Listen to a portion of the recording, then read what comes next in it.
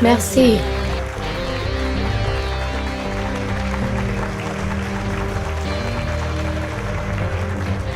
Merci beaucoup. Je m'appelle Richard Gage de l'AIA.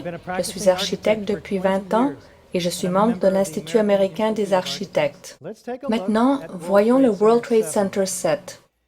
Il faisait 47 étages, il aurait été le plus haut bâtiment dans 33 de nos États. Il n'a pas été frappé par un avion. Voyons les preuves du World Trade Center 7 et comparons-les avec les caractéristiques d'une démolition contrôlée. En commençant par, y a-t-il un début soudain de destruction? Écoutons ce secouriste. On regardait le bâtiment car il était en feu. Les étages inférieurs brûlaient et, vous savez, on a entendu ce bruit qui ressemblait à un coup de tonnerre. On s'est retourné et on a été choqués de voir que le bâtiment C'était comme s'il y avait une onde de choc secouant le bâtiment et les fenêtres se sont toutes brisées. C'était effroyable. Puis vous savez, une seconde après, le rez-de-chaussée s'est effondré et après ça, tout le bâtiment a suivi et on a vu le bâtiment s'écrouler jusqu'au sol. Avons-nous un effondrement vertical et symétrique tout droit dans les fondations? Écoutons le rapport de Dan Rather pendant qu'on porte un premier regard sur l'effondrement du bâtiment 7. Voyons maintenant l'enregistrement vidéo de l'effondrement du bâtiment.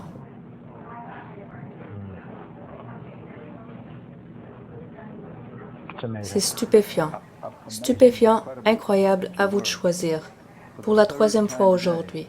Ça évoque ces images que l'on a déjà trop vues à la télévision, lorsqu'un bâtiment a été délibérément détruit par de la dynamite bien placée pour le faire descendre. Comparons-le côte à côte avec une démolition contrôlée connue, ici à droite. Le bâtiment est-il tombé dans ses propres fondations? Plutôt oui.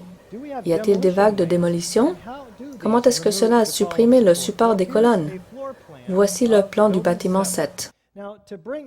Or, pour amener en souplesse et symétriquement un bâtiment dans ses propres fondations sans tomber à côté, ce qu'on doit faire, c'est supprimer les colonnes centrales. Car ce que l'on veut, c'est amener l'extérieur du bâtiment sur lui-même. Cela implique un haut degré de précision qu'un incendie ne peut atteindre. Avons-nous un effondrement avec l'accélération de la chute libre par le chemin de la plus grande résistance? Vous pouvez voir seconde par seconde le bâtiment prendre de l'élan en tombant.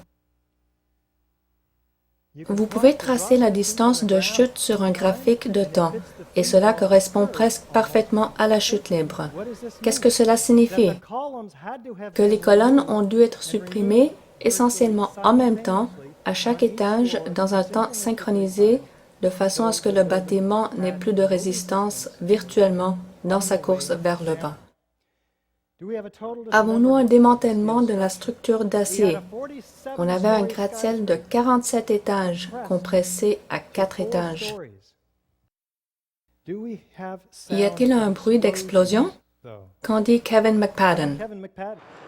C'était baboum et vous sentiez un grondement dans le sol, à tel point que vous vouliez vous agripper à quelque chose. Ça, pour moi, je savais que c'était une explosion, je n'ai eu aucun doute. Avons-nous d'énormes nuages de fumée pyroclastique provenant du béton pulvérisé? Regardez le béton projeté en l'air et retombant dans toutes les rues, dans toutes les directions à 56 km/h. Y a-t-il des flaques de métal en fusion? Ceci est le bâtiment 7 sur A et B.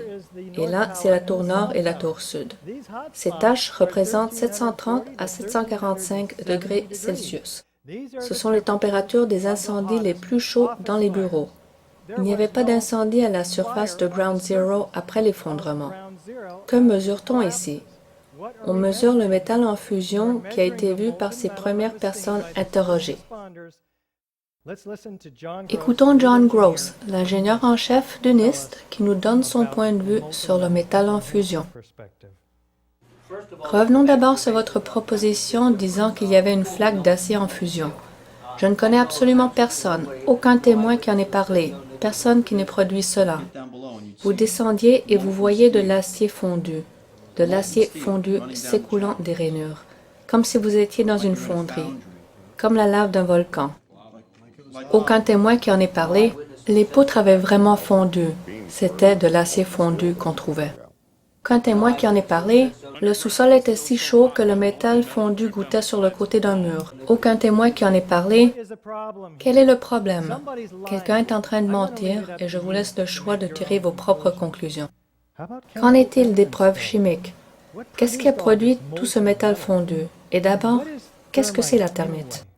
La thermite, un produit incendiaire employé par les militaires. La thermite est un composé d'oxyde de fer et d'aluminium qui, une fois enflammé, produit une réaction de chaleur extrême, créant ainsi l'acier fondu. En juste 2 secondes, la thermite peut atteindre plus de 2480 degrés Celsius, ce qui est suffisant pour liquéfier l'acier. Le Dr Stephen Jones a fait des analyses chimiques sur le métal fondu. Dr Jones a reçu pas moins de 4 échantillons distincts provenant de la poussière du World Trade Center, entre autres de l'appartement de Janet McKinley, de l'autre côté de la rue, où les vitres ont sauté et rempli l'appartement de poussière. Un autre échantillon a été prélevé environ 10 minutes plus tard sur le pont de Brooklyn. Il le prend et place un aimant par-dessus. Il constate que des petites particules se collent à l'aimant. Certaines d'entre elles sont angulaires, d'autres sont rondes. Elles ressemblent à cela. Si des milliers de charges coupantes étaient déclenchées dans les colonnes et les poutrelles du bâtiment entier, et qu'elles étaient sous cette incroyable pression, vous verriez quelque chose comme ça. Des dizaines de milliers ou des millions de minuscules gouttelettes. Quelle est la forme de ces gouttelettes?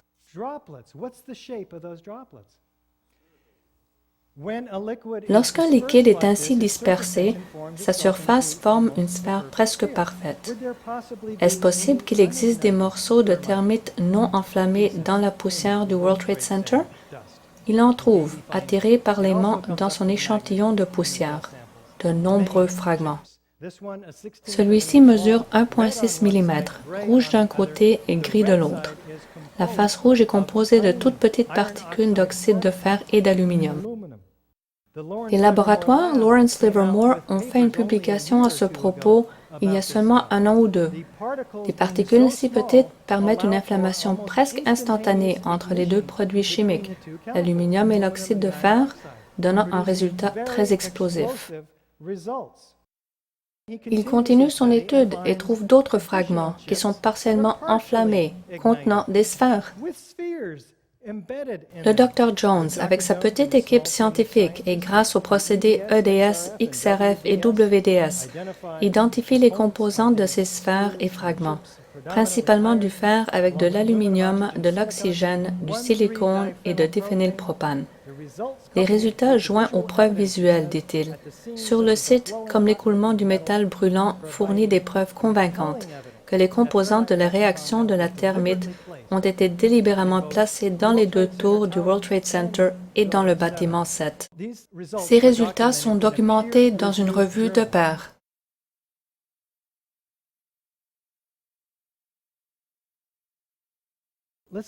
Écoutons les conclusions de la FEMA car c'est intéressant.